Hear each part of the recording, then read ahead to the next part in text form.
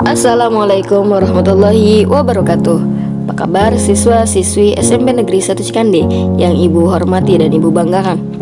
Pada pembelajaran kali ini kita akan belajar memahami dan mencipta cerita fantasi dengan kompetensi dasar mengidentifikasi unsur-unsur cerita fantasi yang dibaca dan didengar.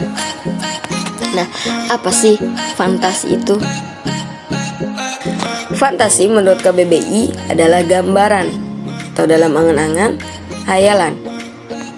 Menurut Nurgiantoro, cerita fantasi adalah cerita yang menampilkan tokoh, alur, latar atau tema yang derajat kebenarannya diragukan, baik menyangkut atau hampir seluruh maupun hanya sebagian cerita. Menurut Kemendikbud, teks cerita fantasi adalah salah satu genre teks narasi yang memiliki kisah yang penuh imajinasi dan hayalan yang melebihi realita. Bisa dikatakan, teks fantasi adalah teks cerita imajinasi. Nah, fantasi ini ada fantasi aktif dan fantasi pasif. Apa sih fantasi pasif? Yaitu fantasi yang tidak dikendalikan. Jadi seolah-olah orang yang berfantasi hanya pasif sebagai wadah tanggapan-tanggapan. Contohnya ya hanya melamun saja. Berbeda dengan fantasi pasif, fantasi aktif yaitu fantasi yang dikendalikan oleh pikiran dan kemauan. Contoh seorang perancang, pelukis, dan penulis. Agar fantasi kalian produktif, maka manfaatkan fantasi kalian untuk sesuatu hal yang bisa menghasilkan, contohnya merancang, melukis, atau menulis. Cerita fantasi memiliki ciri-ciri umum. Di antaranya adalah satu, adanya keajaiban atau keanehan. Yang kedua, ide ceritanya. Yang ketiga, menggunakan berbagai latar. Yang keempat, tokoh unik. Yang kelima, bersifat fiksi. Dan yang keenam, bahasa.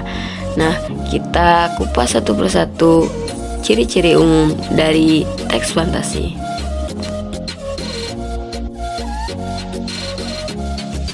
Ciri umum yang pertama yang akan kita bahas untuk teks fantasi ini adalah satu, adanya keajaiban, keanehan, atau kemisteriusan. Cerita fantasi mengungkapkan hal-hal supranatural atau kemisteriusan, kegaiban yang tidak ditemui dalam dunia nyata. Contoh misalkan tongkat yang dipunyai oleh Harry Potter mempunyai kekuatan sihir, sedangkan tongkat yang kita punya tidak mempunyai kekuatan sihir. Kemudian sapu yang digunakan Harry Potter bisa digunakan untuk terbang, sedangkan sapu yang kita punya tidak bisa digunakan untuk terbang. Nah, hal-hal yang tidak biasa dalam fantasi dianggap biasa. Kemudian tokoh dan latar diciptakan penulis tidak ada di dunia nyata atau modifikasi dunia nyata. Contoh Harry Potter dan dunia sihirnya. Kemudian Doraemon, misalkan robot dari masa depan yang mempunyai kekuatan. Dan contoh-contoh lainnya misalkan tokoh-tokoh superhero seperti Batman, Spiderman, dan lain-lain.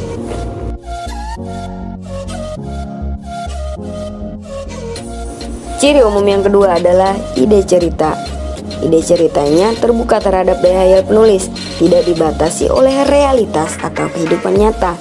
Ide juga berupa irisan dunia nyata dan dunia hayali yang diciptakan pengarang. Ide cerita terkadang bersifat sederhana tapi mampu menitipkan pesan yang menarik. Tema cerita fantasi adalah magic, supernatural, atau futuristik.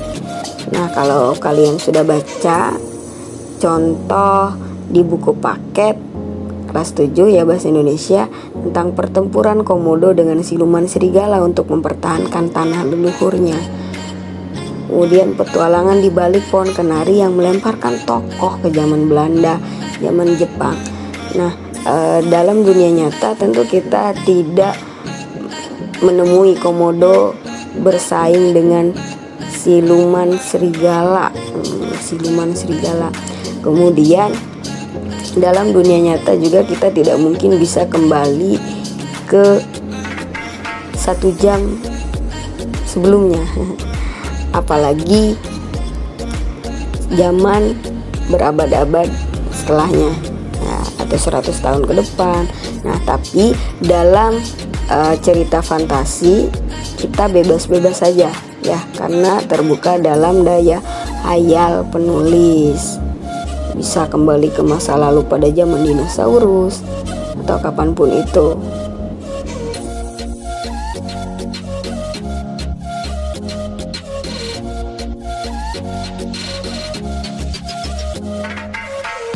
Ciri umum yang ketiga, menggunakan berbagai latar atau lintas ruang dan waktu.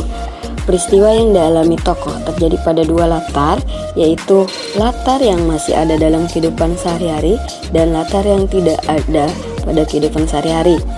Alur dan latar cerita fantasi memiliki kekhasan. Rangkaian peristiwa cerita fantasi menggunakan berbagai latar yang menerobos dimensi ruang dan waktu. Misalnya, tokoh Nono bisa mengalami kejadian pada beberapa latar waktu liburan di Wiligi, latar zaman Belanda, dan sebagainya. Nah, jalinan peristiwa pada cerita fantasi berpindah-pindah dari berbagai latar yang melintasi ruang dan waktu. Umum selanjutnya adalah tokoh unik atau memiliki kekuatan. Tokoh dalam cerita fantasi bisa diberi watak dan ciri yang unik yang tidak ada dalam kehidupan sehari-hari. Tokoh memiliki kesaktian tertentu. Tokoh mengalami peristiwa misterius yang tidak terjadi pada kehidupan sehari-hari. Tokoh mengalami kejadian dalam berbagai latar waktu. Tokoh dapat ada pada setting waktu dan tempat yang berbeda atau zaman. Bisa waktu lampau atau waktu yang akan datang atau futuristik. Bersifat fiksi. Cerita fantasi bersifat fiktif atau bukan kejadian nyata. Cerita fantasi bisa diilhami oleh latar nyata atau objek nyata dalam kehidupan tetapi diberi fantasi. Misalnya, latar cerita dan objek cerita Ugi Agustono diilhami dari hasil observasi penulis terhadap Komodo dan Pulau Komodo. Tokoh dan latar difantasikan dari hasil observasi objek dan tempat. Demikian juga Joko Lelono memberikan fantasi pada fakta kota Ulingi atau Blitar zaman Belanda, Gunung Kelut. Yang keenam, bahasa. Penggunaan sinonim dengan emosi yang kuat dan variasi kata cukup menonjol. Bahasa yang digunakan variatif, ekspresif, dan menggunakan ragam percakapan atau bukan bahasa formal. Selanjutnya kita bahas tentang jenis-jenis cerita fantasi berdasarkan latar cerita. 1. Latar lintas waktu masa lampau. Yang kedua, latar waktu sezaman. Yang ketiga, latar lintas waktu futuristik atau masa yang akan datang. Selanjutnya, berdasarkan kesesuaian dalam kehidupan nyata. Yang pertama, cerita fantasi total. Cerita fantasi total, semua yang terdapat pada cerita semua tidak terjadi dalam dunia nyata. Contoh dalam buku bahasa Indonesia yang kalian baca adalah Kekuatan Ekor Biru Nataga. Nah, kekuatan ekor biru nataga ini adalah contoh cerita fantasi total karena seluruh tokoh cerita dan latar peristiwanya merupakan fantasi, tidak pernah ada dalam dunia nyata. Contoh cerita fantasi tersebut memang terinspirasi oleh keindahan dan keadaan Pulau Komodo, tapi latar cerita dan isi cerita dalam contoh cerita fantasi itu sama sekali tidak menggambarkan keadaan di Pulau Komodo, meskipun nama kerajaannya mirip. Ya. Yang kedua ada fantasi irisan.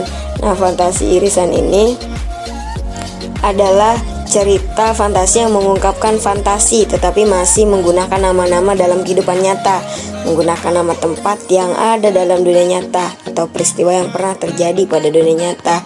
Nah, contoh dalam buku bahasa Indonesia yang kalian baca adalah Gajah Mada, Anak Rembulan, dan Berlian 3 Warna serta Ruang Dimensi Alpha.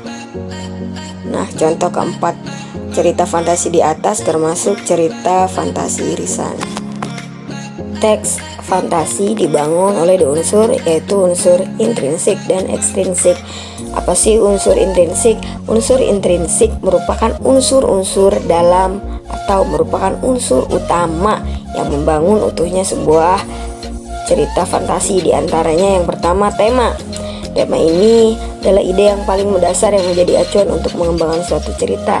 Yang kedua, alur, yaitu jalan atau alur cerita yang berupa peristiwa-peristiwa yang tersusun dan saling berkaitan satu sama lain. Yang ketiga, tokoh dan penokohan, yaitu karakter dari pemeran atau pelaku di dalam suatu cerita. Yang keempat, latar, yaitu tempat, waktu, serta suasana yang menjadi latar belakang suatu cerita. Yang kelima, sudut pandang, yaitu posisi pengarang dalam membawakan suatu cerita.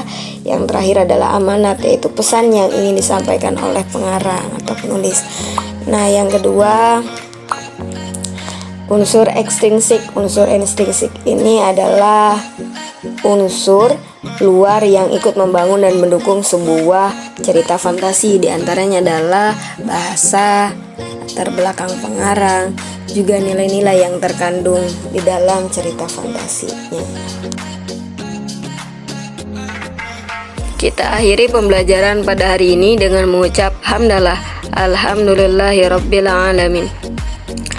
Sampai jumpa pada pembelajaran selanjutnya. Untuk penutup ada quotes dari Bang Fiersa.